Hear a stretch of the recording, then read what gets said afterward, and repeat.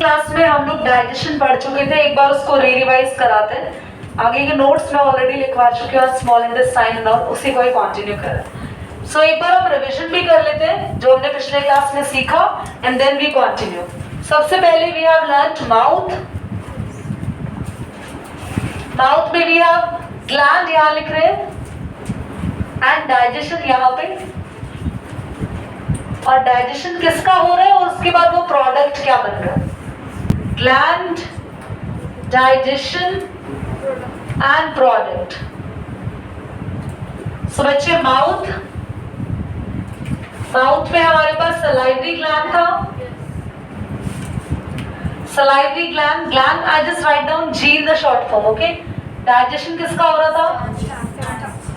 Starch का कोई product नहीं बना क्योंकि स्टार्च का पार्शियल डाइजेशन हुआ था, कंप्लीट नहीं हुआ था, राइट। ठीक है, फिर फूड जाता है आइसोफेगस में। आइसोफेगस में तो कोई भी ग्लैंड नहीं है, कोई डाइजेशन नहीं हो रहा है, तो कुछ भी कोई ग्लैंड नहीं है यहाँ पे, कोई डाइजेशन नहीं हो रहा। बस इंपॉर्टेंट है पेरिस्टाल्टिक मूवमेंट होती है जिससे खाना कहाँ पहुंचता है बच्चों, स्टमक तक। इतना क्लियर। ठीक है, स्टमक में आते हैं। स्टमक में we have learned there is gastric glands, जिसके पास तीन चीजें होती है, याद करो, HCl, म्यूकस। फंक्शन तीनों का मैं पिछली क्लास में बता चुकी थी, फिर से बता देती हूँ। यहाँ पे HCl का काम होता है फूड को एसिडिक करना। सेकंड थिंग, फूड एसिडिक के साथ साथ बैक्टीरिया को किल कर देता है जो भी खाने के साथ एंटर करता है। पेप्सिन किसका डाइजेशन, यहाँ डाइजेशन होता है प्रोटीन्स का। एक्चुअली डाइजेशन नहीं हो रहा, प्रोटीन ब्रेक हो रहे हैं यहाँ पे इनटू स्मॉल मॉलिक्यूल। यहाँ तक क्लियर। और म्यूकस का काम सिर्फ प्रोटेक्शन का है, स्टमक की वॉल को प्रोटेक्ट करती है, stomach wall. Got it. HCl के काम क्या थे, फूड एसिडिक करना एंड सेकंड थिंग बैक्टीरिया को किल करना। नेक्स्ट आते हैं, हमारा खाना का एंटर करता है स्मॉल इंटेस्टाइन। यहाँ पर लिवर, पैनक्रियास और खुद स्मॉल इंटेस्टाइनल वॉल, यहां से सेक्रेशन आ रहे हैं। लिवर से बच्चों बाइल जूस, बाइल जूस किस पर एक्ट करता है, फैट्स पे, और फैट्स को क्या करता है, ब्रेक करता है इनटू स्मॉल पीसेस या मॉलिक्यूल। पैनक्रियास से 3 एंजाइम्स, और बाइल जूस का एक और काम भी बताया था, ये एल्केलाइन करता है फूड को, क्योंकि स्टमक से जो फूड आ रहा है वो बच्चों एसिडिक आ रहा है। एसिडिक फूड को एसिडिक ही मीडियम में नहीं रहेगा, स्मॉल इंटेस्टाइन में फूड किस में चेंज हो जाएगा, एल्कलाइन। रॉयल क्लियर हो रहा है बेटा। पैनक्रियास से 3 एंजाइम है, लाइपेज, अमाइलेज, ट्रिप्सिन। बेटा लाइपेज फैट्स पर पूरा डाइजेशन नहीं हो रहा, सिर्फ डाइजेस्ट कर रहा है फैट को, पर कंप्लीट डाइजेस्ट नहीं हो रहा। अभी सिर्फ फैट्स डाइजेस्ट होकर छोटे छोटे स्मॉल मॉलिक्यूल्स में ब्रेक हो रहे हैं। अमाइलेज किसको बच्चों, स्टार्च को, और ट्रिप्सिन प्रोटीन को। पर यहां स्मॉल इंटेस्टाइन क्या करता है, ये हेल्प करता है कंप्लीट डाइजेशन में। मतलब अभी तक तो सिर्फ ये चीज डाइजेस्ट पूरी तरीके से नहीं हो रही थी, बिल्कुल पाउडर फॉर्म में कन्वर्ट हो चुकी थी, स्मॉलेस्ट पार्टिकल्स। यहां पर कंप्लीट डाइजेशन हो जाएगा। दैट मींस आपके फैट्स, फैटी एसिड और ग्लिसरॉल, प्रोटीन्स बच्चों, अमीनो एसिड्स, ये याद रखना है,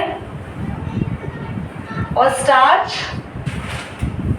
कार्बोहाइड्रेट्स। और कार्बोहाइड्रेट्स का नाम बताएं तो ग्लूकोज में ब्रेक हो जाता है। ये फाइनल हो गया। जैसे ही फाइनल डाइजेशन हुआ, अब मेन काम है एब्जॉर्प्शन का। तो जैसे ये हो गया, हमारी स्मॉल इंटेस्टाइन, जो कि शायद ध्यान हो इस तरीके से लार्ज इंटेस्टाइन थी,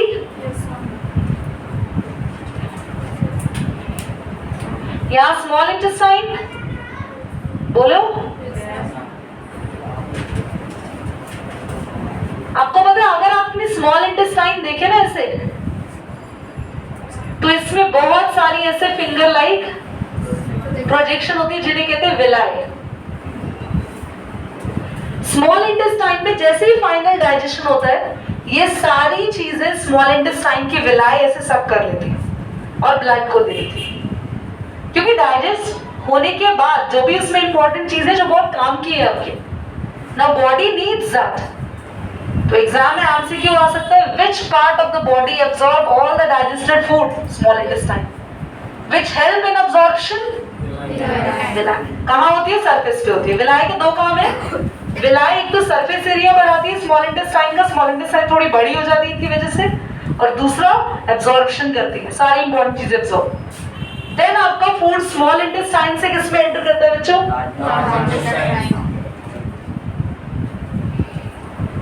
लार्ज इंटेस्टाइन में मेनली आपका फूड क्या करता है? सारा वाटर एब्जॉर्ब करा देता है लार्ज इंटेस्टाइन को। लार्ज इंटेस्टाइन में भी ऐसे विलाय होती है, पर वो विलाय खाना नहीं, ओनली वाटर एब्जॉर्ब करती है। वाटर क्यों एब्जॉर्ब होता है? क्योंकि जो आपका खाना होता है वो थोड़ा सा सॉलिडिफाई हो जाए, और ये जो सॉलिड फूड है ये आपका यहाँ आके रेक्टम में, एनस से नीचे ऊपर होता है प्लेस रेक्टम, यहाँ स्टोर होता है। ये तब तक स्टोर होता है जब तक हमारी बॉडी हमारे ब्रेन को सेंस नहीं करा देती कि ये सबको वॉशरूम जाना है, you need to go and just fresh. समझ में आ रहा है? तो बेसिकली रेक्टम में फूड स्टोर होता है, देन इट इजेक्ट आउट, बाहर निकलता है from the part, which part? Anus, and the process we call digestion. That's it. Digestion clear हो गया? The process. एक बार स्मॉल इंटेस्टाइन री एक्सप्लेन कर रहे हैं। स्मॉल इंटेस्टाइन में मेन 3 चीजों के सिक्रीशन है, लिवर, पैनक्रियास और कुछ स्मॉल इंटेस्टाइन के wall. Liver bile juice secrete करता है जो फैट को ब्रेक करता है, साथ में फूड को कैसा करता है?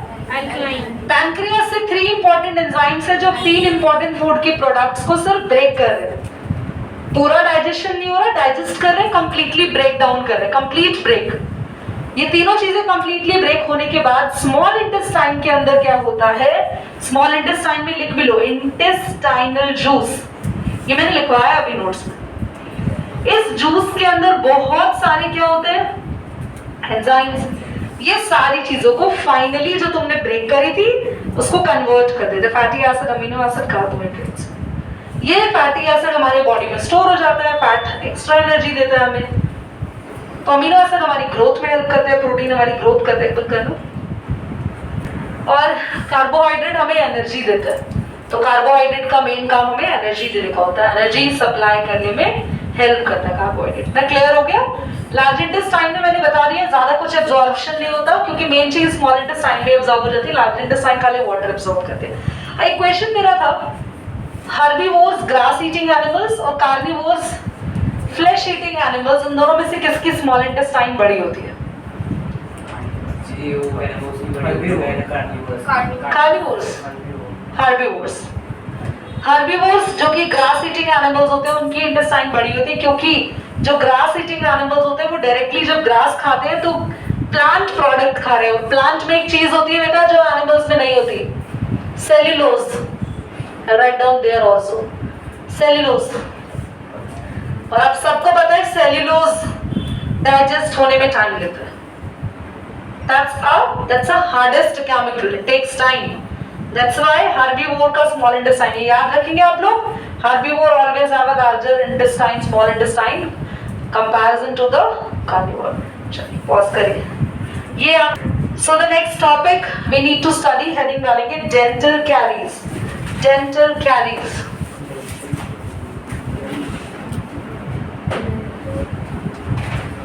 Dental caries, that's topic. So class, आपके जो टीथ होता है उसकी सबसे टॉप मोस्ट कवरिंग होती है enamel, then next covering dentine, then next pulp cavity जिसके अंदर सारी की सारी ब्लड वेसल्स एंड नर्व्स होते हैं। ओके, वहां पर वो चीज गलत थी बिकॉज दे सेपरेटेड बेटा।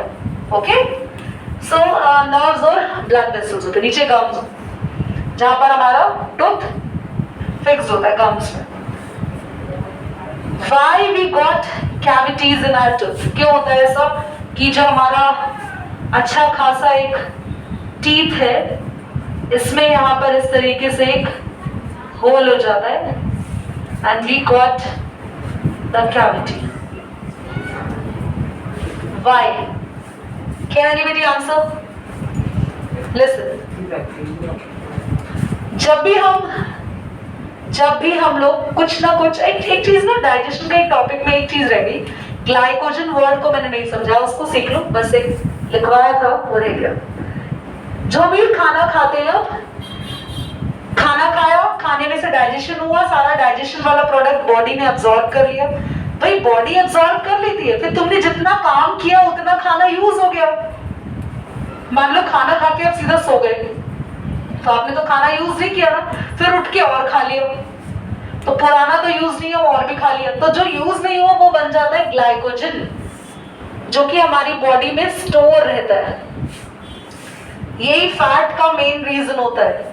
खाना उतना ही खाओ जितना आप डाइजेस्ट करो और जितना आप यूज कर सको, बस दैट्स इट।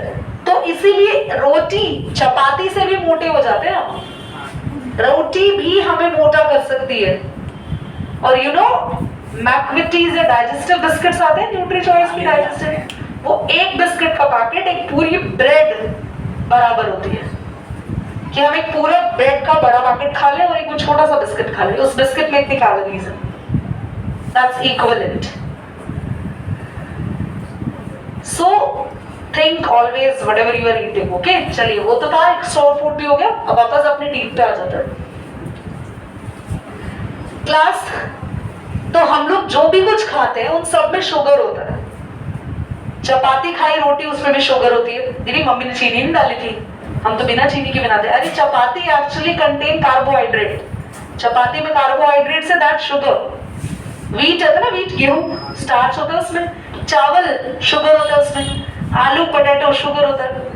तो जो भी चीज खाते हैं उसमें शुगर तो है ही, कंफर्म है, होता है, थोड़ा है बहुत। बाकी दालों वगैरह में नहीं होता, पल्सेस वल्सेस में नहीं होता। पर जो शुगर वाली चीज हम खाते हैं उससे क्या होता है कि जब हमने खाना खाया, खाना खाने के बाद अपने माउथ को रिंस नहीं किया, पानी से रिंस नहीं किया माउथ को, तो हमारे टीथ पर चिपकी रह जाती है शुगर।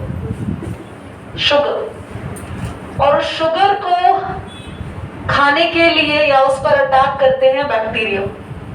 बैक्टीरिया जहां शुगर है वहां ग्रो करेंगे, और बैक्टीरिया उस शुगर को ब्रेक करने की कोशिश करते हैं। तो बैक्टीरिया जब शुगर को ब्रेक करते हैं तो रिलीज करते हैं acid to break sugar. Now bacteria are there, they produce acid to break sugar. तो अभी वो शुगर तो ब्रेक होती है, पर उस एसिड से साथ साथ हमारी टीथ की कवरिंग एनामल भी ब्रेक हो जाती है।